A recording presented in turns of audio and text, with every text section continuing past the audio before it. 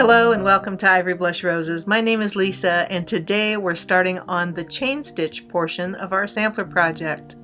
We're working our way alphabetically through the main crazy quilting stitches and chain stitch is the next one up. I originally thought we were going to do 6 weeks on this stitch, but I think it's actually going to turn into 7. And we're going to be stitching about 5 stitches a week. Like with the buttonhole stitch, there are so many varieties that we're not even going to cover. Instead, I'm really focusing on the ones suitable to crazy quilting. Today, we're going to work with basic chain stitch and some easy variations on it. Let's go ahead and get started. There's some little faint marks on here. Ignore those, we're going to get to that. I actually recorded all of this and didn't turn the camera on. So we're starting over. So except for my little snafu, it's actually a beautiful morning. We're going to get started with chain stitch. We're going to start with the very basic chain stitch to begin with, and we're going to do it here along this seam. I like starting out in my seam allowance because that way I know when I stitch on my seam line, which is this blue line here, and then I have my basting line as well, I don't want to be stitching on the knot because that tends to cause issues. So I'm going to start outside of that. So I've come up. We're going to go right down next to where I came up, and I'm going to be making stitches that are approximately 1/4 of an inch long, and mostly because I want you to be able to see what's happening with this stitch. You can make them much smaller, you can make them even longer. And then I came up over my thread, brought my thread around under my needle, and I'm pulling it and I'm catching that loop. Now I don't want to pull it too tight. If I pull it too tight, it just looks like a straight stitch. So we don't want that. So let's loosen that back up. We want to see the loop. You also don't want to leave it too big and loose and floppy because then the stitch will look uneven. It gets kind of bobbly when you do that. I am scoop stitching that because that's the way I usually do this one. So I'm coming up about 1/4 inch above. I'm going to go take the thread under my needle and pull the needle out over the top of it so that it's making that loop. And I want to watch my tension so that I'm staying consistent from loop to loop. And then we're going down right next to where we came up. And now we're going to come up above. And I'm eyeballing the length. You could mark it. I almost never do.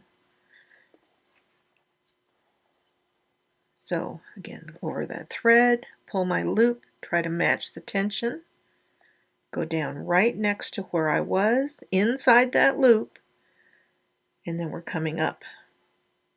Still on that seam line, take my thread under the needle, lay it over to the side,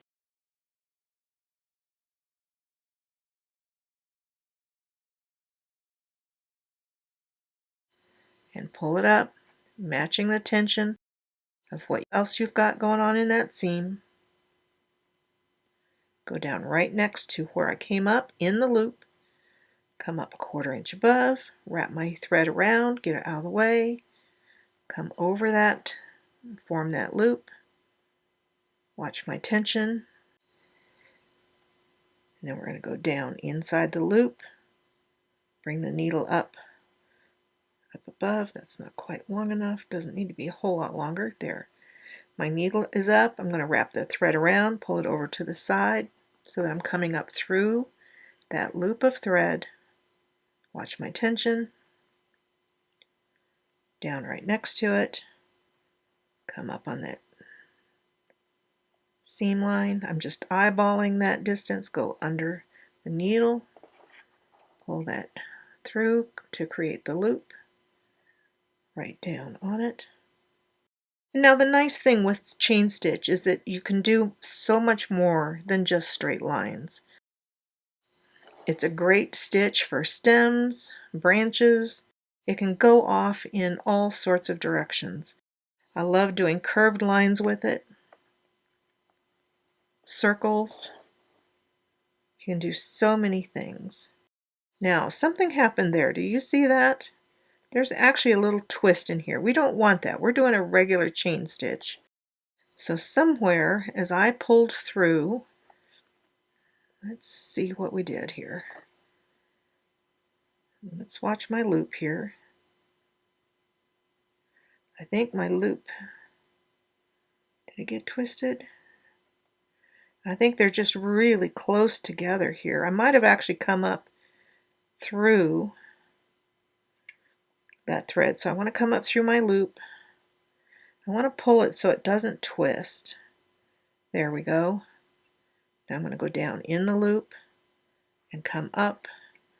And we're finishing off with a short one just to finish this seam. And to finish this one, we have to lock it in place. So don't go back down in the loop. You need to go over the loop, and you're going to go just right on the other side of it and lock it down, much like we did with our buttonhole stitches. And there you have a basic chain stitch. I'd like to show you how I do my knots on the back. Throughout this series, I probably won't show that again. Here's where my thread comes up. I'm going to go back just under that other stitch. I have my fingertips on the bottom of that, and I'm just stitching ever so slightly underneath the backing fabric between that and the front fabric. I'm going to pull up a loop. Then I'm going to put my needle back through that loop. Now I'm going to pull that thread up, tighten that first loop, and then I'm going to go through that second loop and pull it tight. And there's my little knot. I'm going to cut it off just a little bit away from the knot because I don't want that to come loose. And if I cut it too close, it can slip through. So that is just a very basic embroiderer's knot. And there are other ways of making knots. That's just the way I do it. Now we're going to do another basic type of chain stitch. But this time, instead of having our ends right together as we go through the chain, we're going to widen it. We're going to spread it out a little bit. And we're going to do that over here. I'm going to mark this one. Now, I'll be honest, I rarely mark this, but I'm doing it so then you can see what you need to do to mark. Now, I had marked this previously and the line is still a little bit there, so I'm using that as my guideline. We're going to be stitching this one just on either side of our seam. When we do this one, we're going to always come up on one side. It doesn't matter which one, you just want to be consistent. And then we're going to go down on the other side. And again, you want to be consistent. So we'll come up, and then we're going to go down straight across from it. And even though this is a little bit diagonal to that, I'm just going to go down to the seam just so it continues through. Now we're going to come up over here on this line, and before I pull my loop tight, I'm going to go straight across to that other line and go down. And now I'm going to pull my tension. I want to leave that little bit of a rounded look there, and then I can come up on the opposite line above my stitch, but I need to go through my loop of thread. And again, I don't want to pull that loop tight until I've got the one stitched down opposite it. And then we're going to just tighten it gently. You want to leave that feeling that it's a chain stitch. Now I've got my needle through up above. Take my thread over just under the needle, just like we did on the regular chain stitch. And before we get all the way down, I'm going to go straight across, go down on that other line. I'm going to leave my needle there to help give me a place to stitch to. And then we're going to go up on the opposite side. I want to be stitching through my thread loop. Then go straight across. And then that's where I like to gently pull that. Now put my needle up, take the thread under my needle and move it to the side so we're coming up through that loop. Got a little catch where it just pulls through too fast, And partly that's because I let my end get down too close, so I'm just pulling that out and then getting my needle moved down. So going straight across to the opposite line, tighten it up. Again, trying to keep that tension pretty consistent. Thread under, move my thread over, come up through that loop.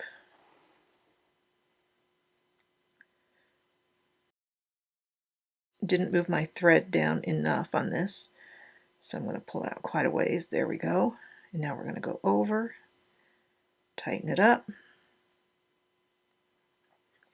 bring my thread underneath the needle, move it over to the other side so we're coming up through a loop. Go down opposite from where I came up, tighten that thread, stitch up, put my thread under, move it over so you're stitching through a loop.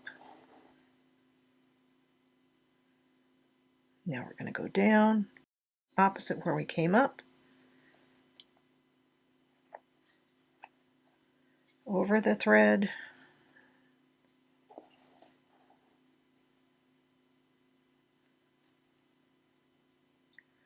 and tighten that up. I'm going to come under my needle, move my thread over, bring that up, tighten that up. Now on this one, if I go down right now, my loop's going to end up over that seam, and I don't really want that to happen. So I'm just going to hold that little loop there, and I'm actually going to take this up to my seam. It forms a catch stitch that way. Don't pull too tight because you don't want to pull your loop out. And I'm going to come up over here and come under that loop. And then I'm going to go right up to my seam and take that out. And that is finishing that seam and the pattern of it. So you can see we've got this nice little rounded wide chain stitch, and it's often known as a broad chain stitch, worked from the bottom to the top. I'm turning my frame around because I would like to be able to stitch on this one, but we're going to be going from the top down, and we're going to do a stitch very similar to this one. For this one, I'm going to start by making catch stitches up here at the top, and I'm going to just start out here in my seam allowance, and I'm going to come down just barely over that seam line. This one is going to really kiss that seam right there. I'm making a long stitch. I don't necessarily want a long stitch there, but like we did here, we're trying to mimic that. But we're just working from the other direction now. So this one is a very subtle difference. I'm going to come out a little past my seam just in case we end up moving that ever so slightly. Like the other side, I'm going to come up on one side and go down on the other, and I'm going to be consistent. So if I come up on one side, I'm always coming up on that side. If I'm going down on one side, I'm always going down on that side. Now, I had marked this earlier, and one of my lines is fading, so I'm just going to darken it ever so slightly. And so we're going to come up down, so figure out how deep you want your stitch. I'm going to do similar to what we did over here. But this time we're going to thread under both of those catch stitches or legs from top ones. And then I'm going to come straight across from where I came up, and I'm going to go down on the opposite side. And now I'm going to come back up. Again, trying to keep my stitches a consistent size. Got a little twist on the back. I just try and feel it and make sure that I'm not pulling anything out or that I have a big knot that I need to turn it over. And I'm pulling it down and going down opposite where I came up.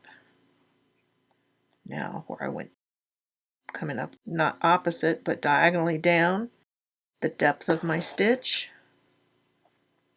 going under both legs of the previous stitch, And I'm going to go down opposite the bottom leg of that stitch where we came up. Now going up, threading through, and going down opposite. So it's very similar, but what I find is that it turns into a much more geometric stitch than the previous one because we tend to pull it tighter. Now if you're really careful with it, you can pull it looser and get a similar effect to this one over here. But usually I find the majority of people who I've seen stitch it end up stitching it a little tighter, and so it ends up with squarer corners and you don't see quite as much of the rounding. I've got that bunch of thread there. What's happened on the back is my thread is all just bunched up, so I just go down, find the loop, and pull it out and let it come through one at a time instead of all trying to come through at the same time. Now we're going to go down. Might have pulled that one just a little bit tight. So loosen it up, because once you get the next stitch in, it's hard to go back and fix. So we're coming up on the first line, thread through the legs of the previous stitch, and now go down opposite. Now come down the width of a stitch, thread through, go down opposite, come down the width of a stitch, thread through the legs, stitch opposite.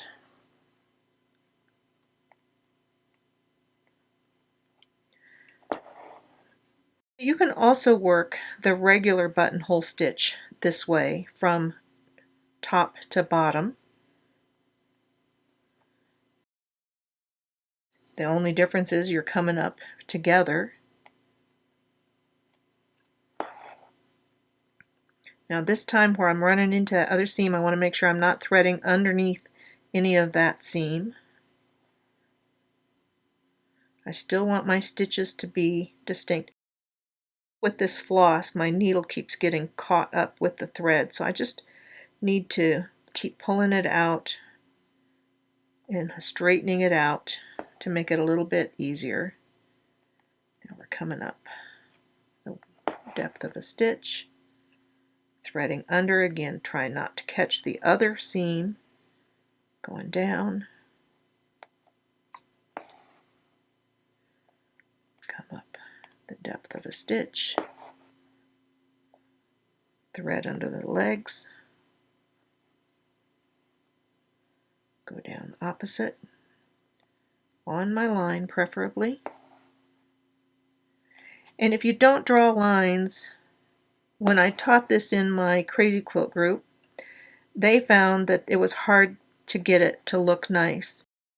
They all complained that they had little wobbly caterpillars rather than a nice even chain stitch. So I do think marking can really help this one. Now this, I can't quite go down the depth of the stitch, so I'm going to come up right at my seam line. I don't want to stitch over it. I'm going to thread underneath, and now I'm going to come back down the depth of my stitch, which is going to be below where I was, and now I'm going to come over straight here to my seam where that leg would be. I'm only threading through one leg this time, going down the width of a stitch,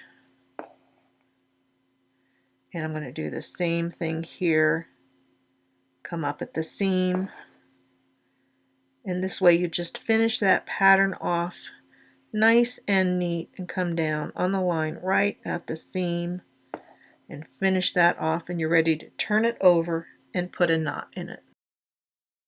Let's go ahead and turn this one more time here. We're going to go this direction. Now we're going to do another stitch That's really a basic chain, but we're going to do what's called a heavy chain stitch. This one we're going to work from the top down. Because of that, I need to have a catch stitch at the top. So let's go here. And it doesn't need to be very big. And we're going to go down. Don't pull it too tight because we're going to thread through this one a couple of times here. I'd rather that one be ever so slightly looser. And so this one, I'm going to take fairly large stitches to begin with. Let me think about this. Let's make these just a little shorter. This first stitch, just because we're going through this twice. Now I want to use the back of my needle so I'm not stitching through. I want to stitch through the loop, not through the thread. And if I stitch with a point, I'm more likely to stitch through the thread. And I'm going to go down right next to where I came. And then we're going to go down. And now we're going to come up a little bit below it here. And I'm going to actually take another one and go straight through that one again. And so that's only being done for the start of this stitch. I do feel like this is a stitch that's better with a slightly heavier thread. And unfortunately, it turns out I don't really have a whole lot in the way of heavy green threads. Now we're going to come out about as far below again. So I don't know, maybe around 1/8 of an inch. And this time we're going to count up. We have our first junction, our second junction, and we want to go under those stitches right there. So we're going through 2 loops. And we're going to pull that one and we're going to go down just like we normally would. Now we're going to come down 1/8 of an inch, give or take. I'm going to use the back of my needle and I'm going 1, 2, coming up under that second one. So I'm actually going under 4 threads there and down at the beginning. And so what this does is it makes for a much heavier stitch. This is also a wonderful one for doing stems. Come up underneath the second one up, so I'm under 4 threads, and go back down. And the closer you work it together, the less of the chain you see, and the further apart you do it, the more you see the chain. It gives it almost a braided effect. I've got this extra thread from my muslin that's getting in my way, so I'm just clipping that and getting it out of the way. And we're going to go down right there next to where we came up.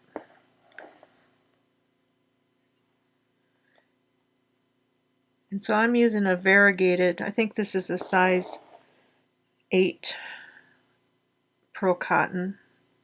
This is another one of those lovely Valdani threads.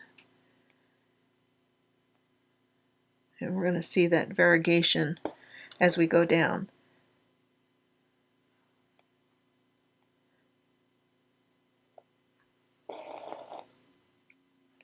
Again, going up, not the first junction, go past that second one under 4 threads, coming down where you came up.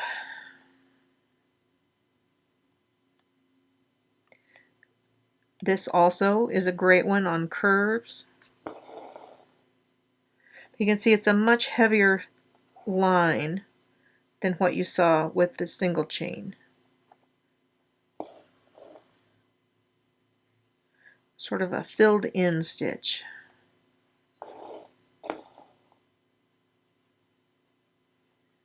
And go up under that second one, so I'm under 4 threads. You can always count to make sure you've got 4 threads.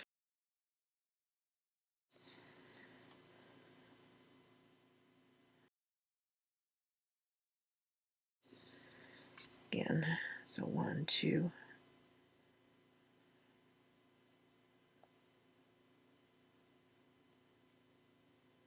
That thread is blending into the fabric. I'm having trouble seeing it, so there's my second junction.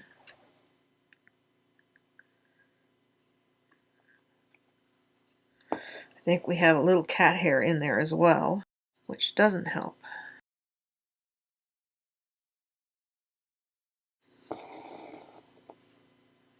Now this one we want to watch because I don't want to catch this other stitch. So I'm up above. Am I catching all 4 threads? I think so.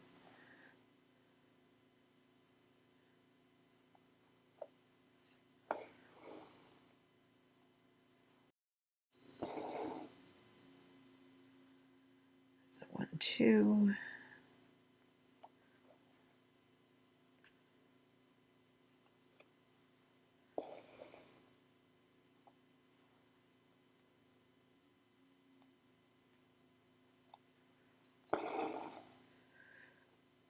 So this one is called Heavy Chain, and you can see why it's definitely a thicker, heavier stitch than what we've seen with the others so far.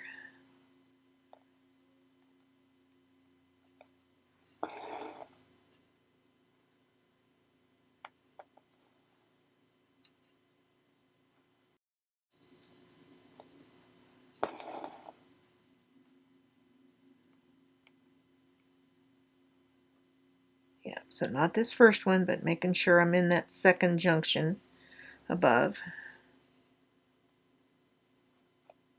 And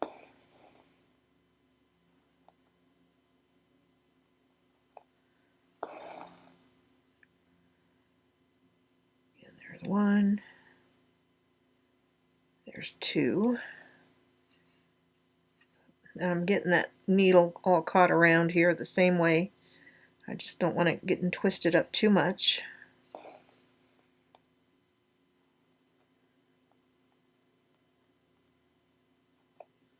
There's 1. There's 2.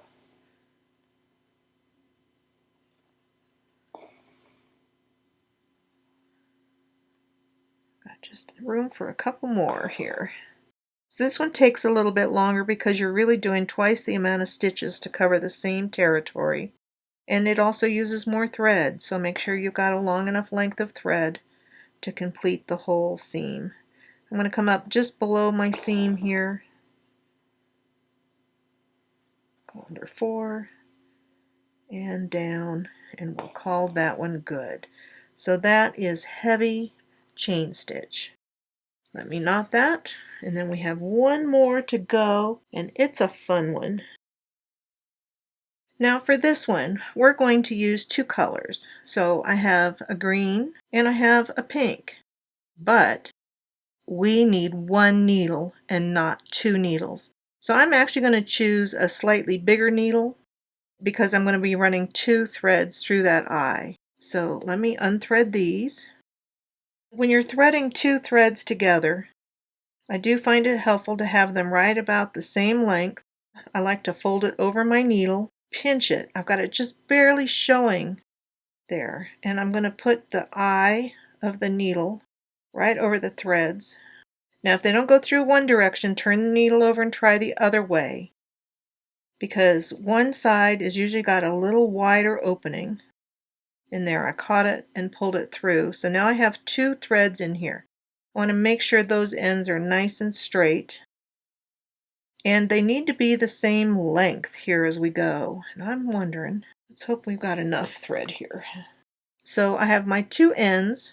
I am going to knot them together because I want them to act as one to start with. Now this one we're going to do as a bottom up stitch. I'm going to start out here in my seam allowance. So now I'm going to go and we're going to make our stitch here. But at this point I need to separate my threads and decide which one I'm going to do first. So this time I'm going to stitch pink. So we're going to ignore the green, we're stitching over the pink, and we're going to pull.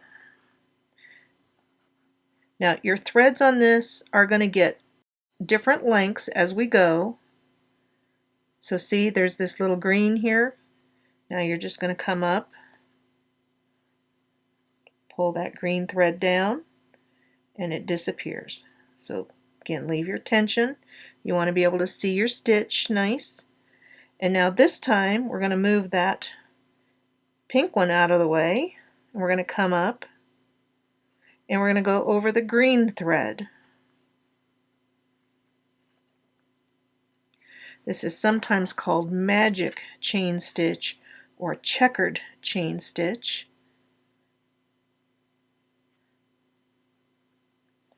And so I'm going to give that pink one just a little tug, make sure it's out of the way. Next one we're going to do the pink. So I'm going to move the green out of the way. I'm going to go down right next to where I came up. We're going to make the next stitch, but we're looping the pink under the needle, moving those threads off to the side.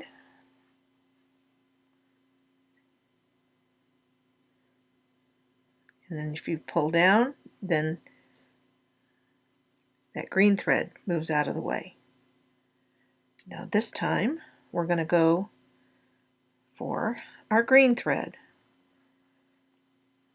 So that the green thread goes under the needle.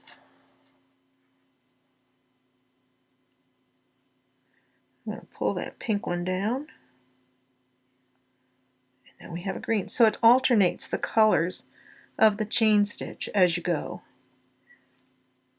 Now I'm pulling them a little too tight down here, so loosen them up a little bit. So we did a green one, so now we want to do a pink one. So I'm going to bring my pink thread under the needle, ignore the green.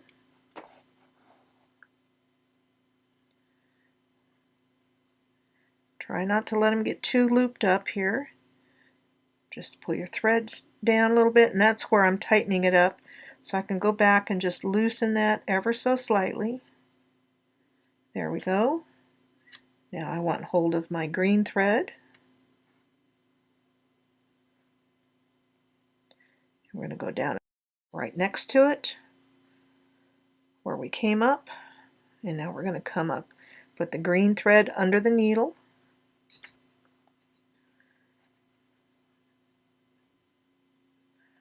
I caught my fabric there.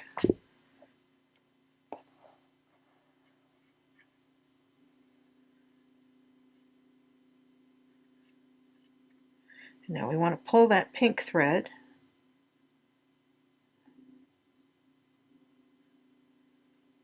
There we go. And now this time we want the pink thread. So go down right next to it, come up, pull the pink thread under the needle. So we're stitching through that loop.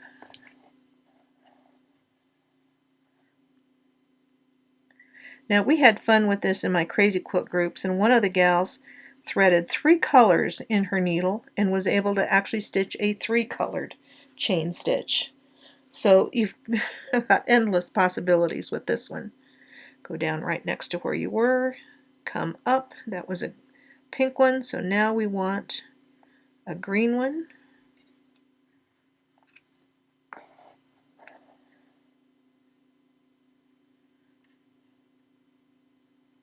trying to pull that pink one down. So you just have to separate your threads a little bit. If we tighten that pink one up, then I should be able to adjust the tension of the green one to what I want. Now we're going to go down right next to it, come back up. Now we want the pink thread. So it's a little fussier stitch to work, but the effects are so fun that I think it's worth the extra time. And again, I'm going to pull that green thread up before I pull the main color up so I can adjust the tension properly on that pink loop. Now we're going to move that pink to the side. We're going to go down right where we were, where we came up, and go over the green thread this time.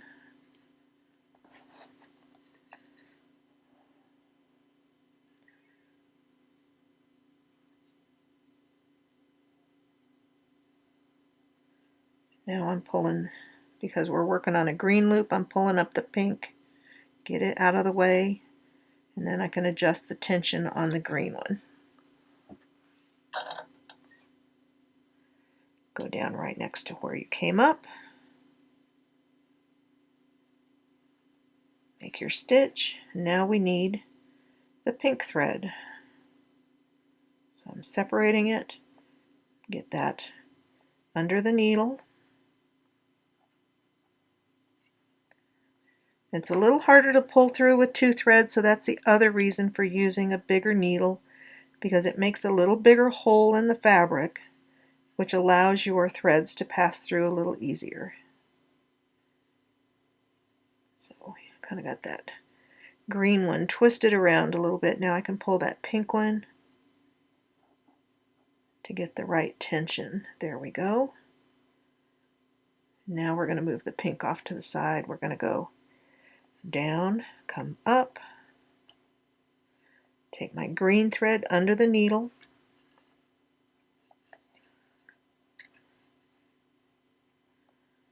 and again, just because I'm pulling so many threads through, because it's 4 threads plus the needle going through the fabric at that point, that's why it's a little more difficult and why you need that bigger needle. And I need to separate these threads, pull that pink up. Good. And now we're going to go down right next to where we came up. Now we're bringing, that was a green one, so we're going to bring the pink one around under the needle, stitch through the loop of pink, ignore the green. Let's tighten that green one, if I can get them apart. And then we can tighten that up, get that to the right tension. Go down where I came up, make the length of stitch. Now we're going to make a green one, so we'll move that green thread under the needle. So we're stitching through the loop, through the green loop.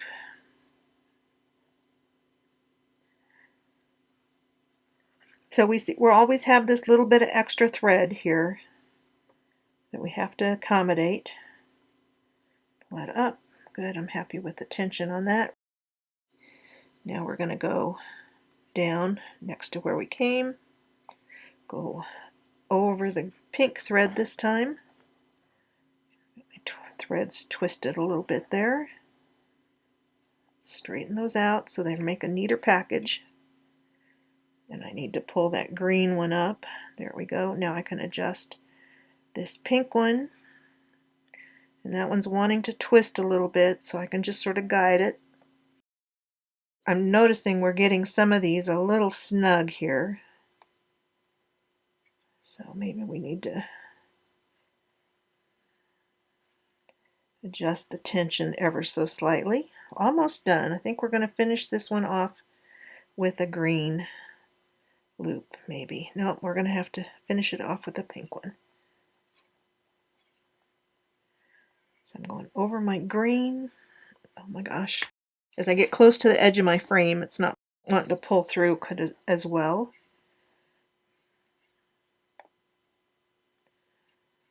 Let's get that pink one out of the way. There we are. Now we're going to go down right next to where we came up. And I'm going to come up outside in our seam allowance. And this time we want that pink loop.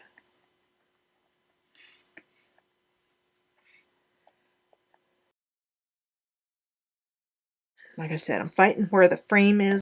There's not much give in the fabric as you get closer to the frame. And so that's why it's becoming an issue. And now we're going to pull that pink thread, get the tension right. And now we're going to finish this one off. So I want my threads to be even. I'm just getting that even in my needle. And then I'm going to go down over the top and make that catch stitch right over the edge. And we are done with magic chain stitch.